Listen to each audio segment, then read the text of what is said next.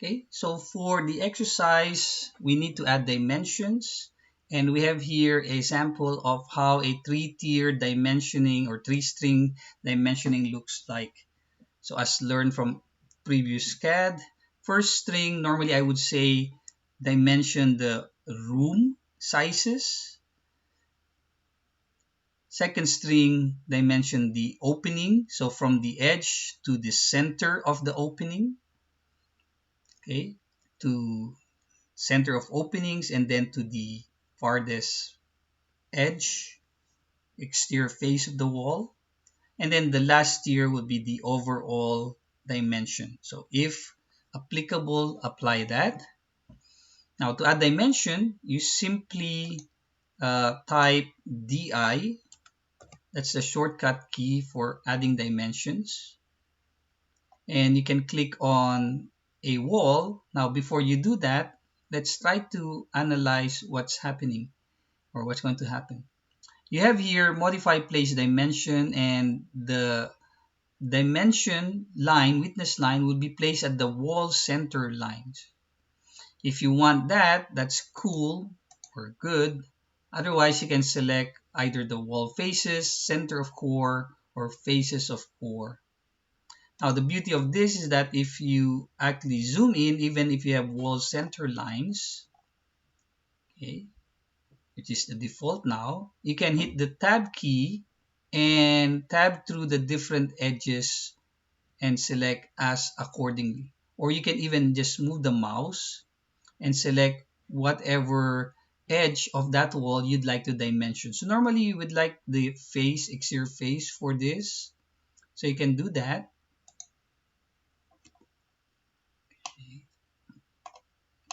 And then let's say I would like to click here at the grid. And to finish a dimensioning command, you just click to place. Okay.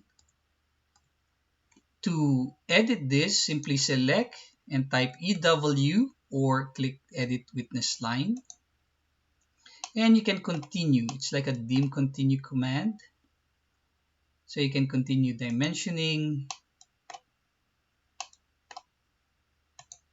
Now, if you click again on that same location, it will actually remove the dimension. If you click, it will add the dimension. And then let's say I'd like to click at the exterior face, hit the tab key and click. Again, if you click here, it will remove that dimension. If you click again, it will add the dimension. So you're editing the witness line, click at the empty space to finish. So make sure you don't hit escape. Click on an empty space to finish. Okay. Let me delete that. Okay, let me delete this as well and delete this. Okay, I don't need those. Okay, we're not going to dimension the interior face. We're actually just, or interior space. We're just dimensioning the exterior. Now you do have an option here. If I type DI again, so that's for the individual reference. But you can actually select an entire wall, and you have options here for how an entire wall could be automatically dimensioned. So notice that if you have individual references, you don't have the options here. The options button is grayed out. If you select entire wall, you have now these options to include maybe the openings. So from wall center line to opening, in this case, you might want to place here faces, okay, center, or width. Do you dimension to the center of an opening or the entire width of the opening? Okay. Do you want to include intersecting walls? Do you want to include intersecting grids? Let's just select all of those. And then if I click on this wall here, there you go. You have an entire dimension. Now, you might not need or want all of this. So because our first tier normally are the rooms, so here for the options, you might want to uncheck this for the first tier. You just want to maybe select intersecting walls. Let's click OK. Let's click on this wall again, and this is what we are going to get. Well, there's no intersecting walls. So what if I select this here? I guess we don't have intersecting walls for an entire wall spanning the whole structure. So it will only intersect or dimension a entire wall. So that's not that helpful, okay? But for openings, you might want to select this and uncheck intersecting walls and just say openings. Click OK. And if I dimension this again, it will now dimension from the edge or center line in this case and dimension the openings. If you need to make some changes or edit the dimension, you can select the dimension again and click the edit witness line or type EW.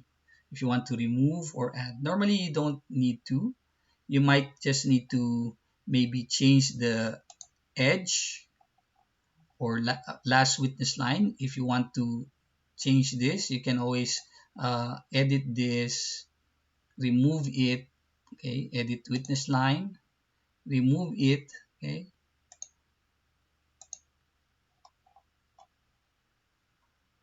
and re-add it.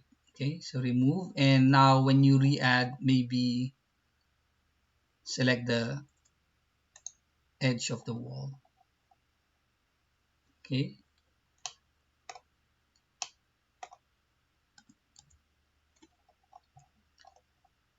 now if you have some dimensions that are dimension text that are overlapping each other, like in this case this was duplicated, you might need to edit and delete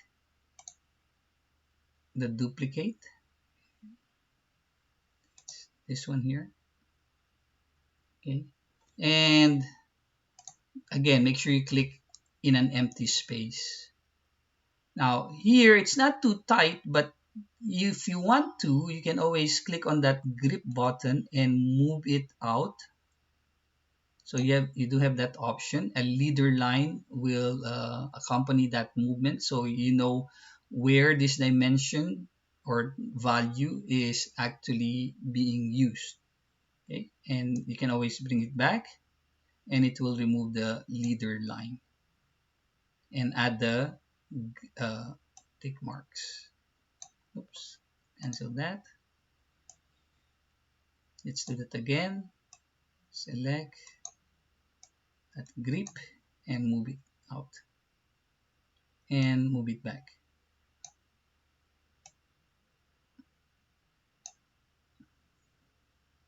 Okay, so make sure you add your dimensions using the 3-tier dimensioning system.